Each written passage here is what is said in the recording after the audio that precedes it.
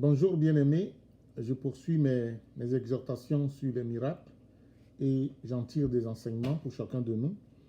Le texte que je vais partager ce matin se trouve dans Marc chapitre 2, versets 1 à 12 que je lis. Marc 2, 1 à 12. Quelques jours plus tard, Jésus revint à Capernaum et l'on apprit qu'il était à la maison. Une foule de gens s'assembla si bien qu'il ne restait plus de place, pas même dehors devant la porte. Jésus leur donnait son enseignement. Quelques hommes arrivèrent, lui amenant un paralysé porté par 4 d'entre eux. Mais ils ne pouvaient pas le présenter à Jésus à cause de la foule. Ils ouvrirent alors le toit au-dessus de l'endroit où était Jésus. Par le trou qu'ils avaient fait, il descendit le paralysé étendu sur sa natte. Quand Jésus vit la foi de ces hommes, il dit au paralysé: « Mon fils, tes péchés sont pardonnés. » Quelques maîtres de la loi qui étaient assis là, pensaient en eux-mêmes: pourquoi cet homme parle-t-il ainsi? Il fait insulte à Dieu. Qui peut pardonner les péchés? Dieu seul le peut. Jésus devina aussitôt ce qu'ils pensaient et leur dit: pourquoi avez-vous de telles pensées? Est-il plus facile de dire au paralysé: tes péchés sont pardonnés, ou de dire: lève-toi, prends ta natte et marche? Mais je veux que vous le sachiez, le Fils de l'homme a le pouvoir sur la terre de pardonner les péchés. Alors il adressa ces mots au paralysé: je te le dis, lève-toi, prends ta natte et rentre chez toi. Aussitôt, tandis que tout le monde le regardait, l'homme se leva, prit sa natte et partit. Ils furent tous frappés d'étonnement. Ils louaient Dieu et disaient: nous n'avons jamais rien vu de pareil. Et bien aimé, je prie au nom de Jésus que dans ta vie, il se passe des choses que les gens n'ont jamais vues. Je prie au nom de Jésus que les gens puissent dire de toi à ton sujet: nous n'avons jamais rien vu de pareil. Mais des choses extraordinaires, des choses qui font que des gens louent Dieu, même s'il y en a qui se plaignent, comme les chefs religieux, dont je parlerai très peu ce matin, mais je vais parler de ceux qui louent Dieu. Parce que Dieu a fait quelque chose de beau dans ta vie, et puis ils disent: nous n'avons jamais rien vu de pareil. Et je prie, et j'invoque le nom du Seigneur Jésus dans ta vie, pour qu'il se produise un miracle pour lequel les gens vont voir et dire: nous n'avons jamais rien vu de pareil. Amen. La ville de Capernaum fut une ville dans laquelle Jésus a fait plusieurs miracles. Lisez Marc 1, 2 et suivant, vous allez voir, c'est une ville bénie. Du temps de Jésus, si tu te trouvais à Capernaum, il y avait la possibilité de voir Jésus accomplir des miracles. Il a guéri un homme possédé de démons, Marc 1, 24-25. Il a guéri la belle-mère de Pierre et plusieurs malades en leur imposant les mains dans la ville de Capernaum. Et ce n'était pas tout. Cet exemple du paralytique se trouve aussi à Capernaum. Dans Marc 1, 38, nous voyons que Jésus avait quitté la ville avec ses disciples pour aller dans les villages voisins et y prêcher. Parce que le soir où Jésus a guéri les malades, très tôt le matin, il est allé prier. Et quand les disciples se sont levés, ils ne l'ont pas vu, ils l'ont cherché, ils l'ont trouvé dans l'endroit où il est allé prier. Et puis là, il leur a dit: non, allons-y dans les villages voisins. Je vais aller faire le même ministère là-bas. Donc, ils sont allés, et si vous lisez dans la version seconde, on dit 2 jours plus tard, Jésus revient. Dans le français courant, on dit quelques jours. Mais dans les autres versions, on dit 2 jours plus tard, Jésus revient à Capernaum. Donc, le récit se situe à ce moment-là, où Jésus est parti dans d'autres villages pour prêcher, et puis il est revenu à Capernaum. Donc, quand il revient, les gens apprennent qu'il est là. Quelle opportunité! Donc, ils arrivent en grand nombre. Et puis, ils viennent à Jésus. Ils ont soif de l'entendre et de recevoir quelques guérisons. C'est pour cela que j'ai intitulé mon message, mon partage: Jésus est là, saisis l'opportunité. Jésus est là. Saisis l'opportunité. Saisis-la. Les gens sont assemblés autour de Jésus et il n'y a plus de place. Et 4 personnes, 4 amis du malade paralytique le portent et puis viennent aussi à Jésus. Lui ne peut pas marcher.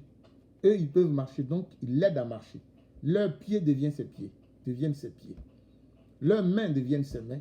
Et il marche donc à travers eux pour venir à Jésus. La situation est telle que ils peuvent se décourager et puis abandonner la partie. Maintenant, ses amis ont vu une opportunité qu'il faut saisir. Ils ont décidé de ne pas se décourager, ni d'abandonner leur ami à son sort. Il y a quelqu'un qui est là et qui peut le délivrer totalement de sa maladie. Il faut l'aider à le rencontrer. C'est l'occasion ou jamais d'aider notre ami. Il ne faut pas l'abandonner, quels que soient les obstacles. C'est beau, hein? Donc, ils vont braver les obstacles. Il faut atteindre Jésus. Même s'il y a la foule, et même s'il y a des raisons de dire que ce n'est pas la peine. Qui sait s'il va revenir? C'est le moment. Il faut aller à lui. Bien-aimé, la présence de Jésus dans ta ville, dans ton village, c'est une opportunité que tu ne dois pas laisser passer. Je te le dis. La présence de Jésus dans ta ville, dans ton village, c'est une opportunité que tu ne dois pas laisser passer. Si tu entends que Jésus est quelque part, que tu peux y aller, vas-y. Il ne faut pas laisser passer cette opportunité-là. Là où tu vois des hommes et des femmes qui annoncent Jésus, dis-toi que c'est Jésus qui vient à toi. Ne laisse pas passer cette grâce, cette visite que Jésus te fait, même s'il ne t'a pas averti. Saisis-la. Viens à lui et à la place de l'accueillir. Au lieu que tu l'accueilles, c'est lui qui va t'accueillir. C'est lui qui va t'accorder son hospitalité. C'est lui qui te fera manger la nourriture que tu n'as jamais mangée, qui te fera boire l'eau que tu n'as jamais bu. Viens à Jésus. Quand Jésus entre dans ta ville, viens, il va t'accueillir. Il ne vient pas pour que tu l'accueilles. Si tu l'accueilles, c'est bien. Mais si tu viens à lui, c'est lui qui va t'accueillir.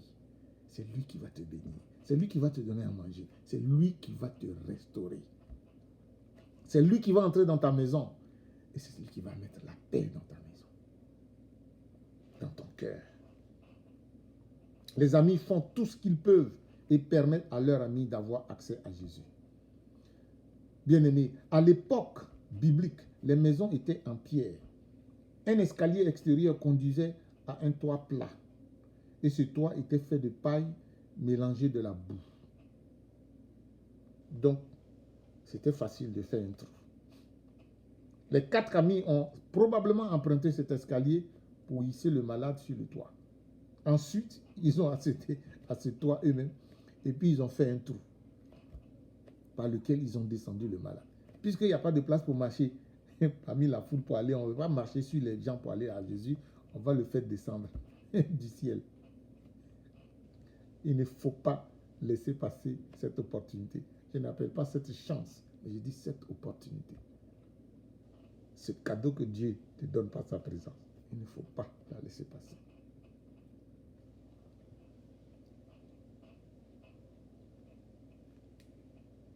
Ils n'ont pas craint que le propriétaire du lieu leur demande de rembourser. On verra ça plus tard. Ils n'ont pas craint que le propriétaire du lieu leur fasse des histoires. Ce n'est pas grave. Nous allons régler ça plus tard. La maladie de notre ami et sa guérison est importante. Notre ami est malade. Nous avons la possibilité de lui apporter la guérison. Nous ne pouvons pas. Il y a quelqu'un qui peut. Nous allons aller. Qu'importe les difficultés. C'est ça qui est plus important. Ce n'est pas le toit qui va être brisé, les problèmes qu'ils vont régler après, mais c'est la guérison de leur ami. Saisis l'opportunité.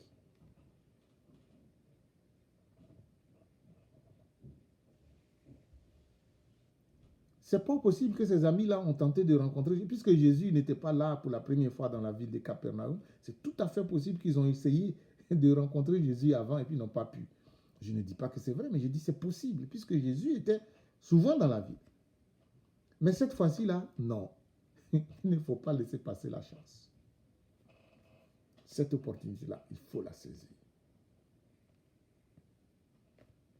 Bien-aimés, ce récit miraculeux nous invite à ne pas négliger les besoins que nous discernons chez nos amis, mais plutôt de faire tout ce que nous pouvons pour les aider à y trouver une solution. Il nous arrive souvent de voir quelqu'un dans le besoin matériel et d'avoir compassion de lui. Il nous arrive régulièrement de donner à manger, à boire, et de donner même de l'argent ou des habits ou même un toit. Mais nous devons aussi tout faire pour que ceux qui sont malades autour de nous recouvrent la guérison. En fait, nous pouvons régler nos problèmes spirituels et physiques de deux façons. Soit on le fait nous-mêmes, parce que nous pouvons le faire, soit on le fait avec le concours de ceux qui nous ont à cœur. Et nous, on ne peut pas le faire, on a besoin d'aide. Dans le cas du paralytique, c'est la deuxième approche. Il ne peut pas, il a besoin d'aide. Et lorsque c'est le concours de ceux qui vous ont à cœur qui est important, qui est la solution, laissez-vous faire. Il faut accepter de se laisser faire. Cet ami n'avait pas de problème de parole. Il pouvait parler. Donc, il n'a pas ouvert sa bouche pour dire à ses amis, non, je ne veux pas que vous me portiez vers Jésus, je ne crois pas en Jésus. Non. Il n'a pas refusé. Il a dit, il s'est laissé faire. Ses amis l'ont pris. Peut-être même qu'il dit que tu le veuilles ou pas, on va t'amener. Mais je crois qu'il a accepté. Dans son cœur, il a accepté d'aller avec ses amis. Parce que c'est spirituellement important. Que tu sois d'accord que les gens aillent avec toi. Donc, quand vous avez besoin des gens pour vous aider, laissez-vous faire. Soyez d'accord avec eux. Surtout si c'est pour vous amener à Jésus. Surtout si c'est pour vous amener à Jésus. Soyez d'accord.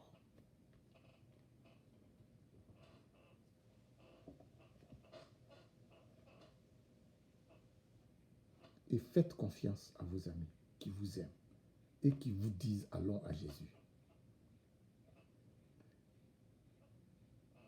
Bien-aimé, il y a des miracles dans ta vie qui demandent l'intervention de tes amis. C'est ça qui est la vérité.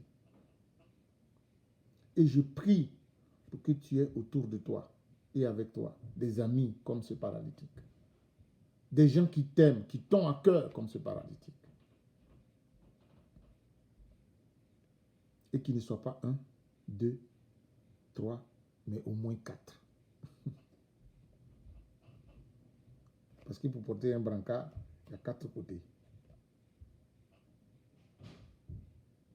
Donc je prie que tu aies dans ta vie au moins 4 amis qui vont porter le brancard. Parce qu'il y a 4 côtés pour te porter vers Jésus. C'est spirituel ce que j'ai dit. Je ne suis pas capable de vous l'expliquer en détail. Mais j'ai dit, ça prenait 4 personnes pour porter le brancard. Et j'ai pris qu'il y ait 4 personnes dans ta vie qui vont t'aider à aller vers Jésus. Il y a des situations pour lesquelles c'est 1, c'est bon, 2, c'est bon. Mais plus tu en as, mieux ça vaut. Ce récit nous enseigne aussi quelque chose au sujet de la foule qui empêche les amis d'avoir accès à Jésus pour leurs amis malades. C'est encore le cas dans nos églises aujourd'hui. Surtout les églises qui sont prospères, où il y a 1000, 500, 600, 800, 2000, 3000 personnes. Ce n'est pas une critique que j'ai faite, mais ce que je veux dire, et moi, j'aimerais aussi avoir une église de 1000 personnes. Mais quand j'aurai une église de 1000 personnes, mais pour vous qui avez déjà une église de 1000 personnes, sachez ceci, il est possible qu'à cause des 1000 personnes, vous ne voyez pas le nouveau venu qui veut voir Jésus, qui veut avoir accès à Jésus. Lui, il n'est pas paralytique. n'est pas paralysé. Il a marché lui-même pour venir. Mais vous pouvez ne pas le voir parce que vous êtes trop nombreux. Et puis vous vous satisfaisez du fait que vous êtes nombreux. Donc vous ne voyez plus ce paralytique, spirituellement parlant, qui a marché jusqu'à vous et qui veut voir Jésus. Vous ne lui donnez pas accès. Vous le négligez consciemment ou inconsciemment parce que vous êtes nombreux. Ça, c'est le danger qui gâte nos églises nombreuses. Béni soit l'Éternel pour les églises de 4000 personnes. Mais organisez-vous. Organisons-nous pour que le paralytique qu'on porte à nous, que Jésus amène à nous, ait l'occasion de le rencontrer. C'est ça que je veux dire. Je ne parle pas contre les grandes églises, les grosses églises. Je veux une grosse église, mais avec une organisation qui m'aide à ne pas manquer un seul ami, une seule personne qui vient à l'église et qui a besoin de voir Jésus, qui est là dans la foule que je ne vois pas, que je puisse la voir. Le trop grand nombre de gens peut devenir une bénédiction qui nous aveugle sur les gens qui sont là et veulent voir Jésus. Et on ne fait plus attention. Parce qu'on est satisfait du nombre qu'on a déjà. Notre budget, on va l'atteindre. Mais ce n'est pas pour le budget que Jésus nous a appelés. C'est pour les âmes qui veulent le voir. Le nouveau venu peut rentrer et repartir comme il est venu. Mais il ne faut pas qu'il en soit ainsi. Cela dit, je parle à ce nouveau venu. Je parle à toi qui es entré dans l'église. Même s'il y a une grosse foule, une grande foule, et puis que tu n'arrives pas à être vu, fais-toi voir. Parce que c'est de ça que le texte parle. Ce n'est pas la foule qui donne accès à Jésus. C'est l'homme lui-même qui se donne accès à Jésus à travers ses amis. Alors, qu'importe la foule, que les gens te voient ou ne te voient, qu'ils fassent attention ou pas, fais-toi voir par Jésus.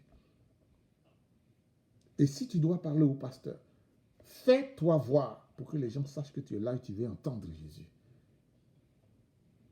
Ça, c'est important. Et souvent, c'est ce qu'il faut faire. Et je t'encourage à le faire parce que le texte nous dit que les gens n'ont pas attendu que la foule dise, il y a quelqu'un qui est là et puis tu vas. Non. Il a frayé une place pour aller à Jésus. C'est ça que je veux te communiquer. Par leur ténacité, les 4 amis ont permis à leur ami d'être guéris. Mais surtout, d'être délivrés, pardonnés de ses péchés. Voyez-vous, ces 4 amis-là ont permis à ce malade-là d'être pardonné de ses péchés.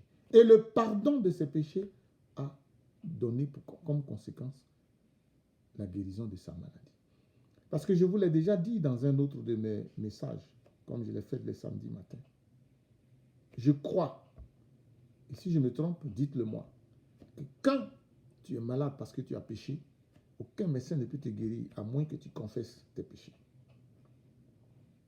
Si tu es malade parce que tu as péché, tu es lié par un péché qui t'a rendu malade, il n'y a pas un médecin qui va te sortir de là. C'est la confession qui va t'en sortir. Ça commence par là. En voyant ce malade qui descend vers lui du toit, Jésus voit la confession des 4 amis. C'est comme si Jésus voit ses amis et dit, s'il te plaît, pardon, fais quelque chose pour notre ami. C'est comme si Jésus entend ses amis lui dire, pardonne notre ami. Peut-être qu'eux-mêmes, ils ne savent pas qu'il est malade parce qu'il a péché et ils ne voient qu'un homme malade. Mais leur geste est une foi. Jésus voit dans ce geste une foi.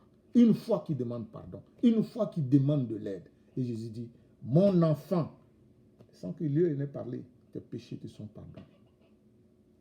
Mon enfant, tes péchés te sont pardonnés.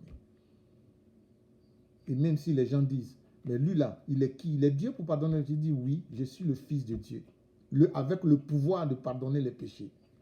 Alors, je vous dis, dire tes péchés te sont pardonnés, c'est facile, c'est des mots. Mais pour que vous voyez que j'ai le pouvoir de pardonner, maintenant je vais lui dire autre chose. Lève-toi, prends ton brancard et va chez toi. Mon enfant, tes péchés te sont pardonnés. Ce sont des mots, c'est facile, je peux le dire.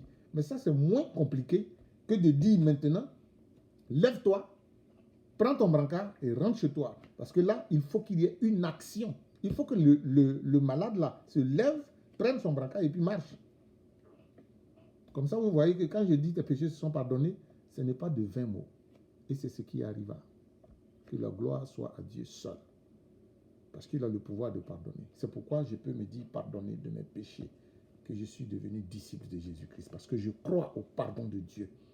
Je crois qu'à la croix, il a pris mes péchés. Et je crois qu'il est mort pour moi, qu'il est ressuscité avec moi.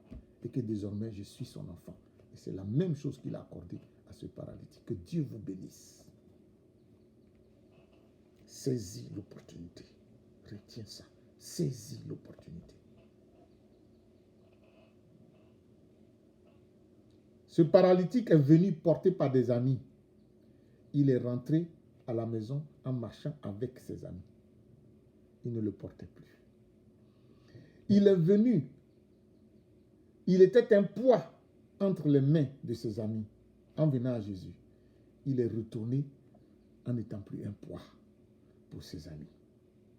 Bien-aimé, saisis l'opportunité que Jésus te donne par sa présence, grâce à ses serviteurs et ses servantes. Amen. À samedi prochain.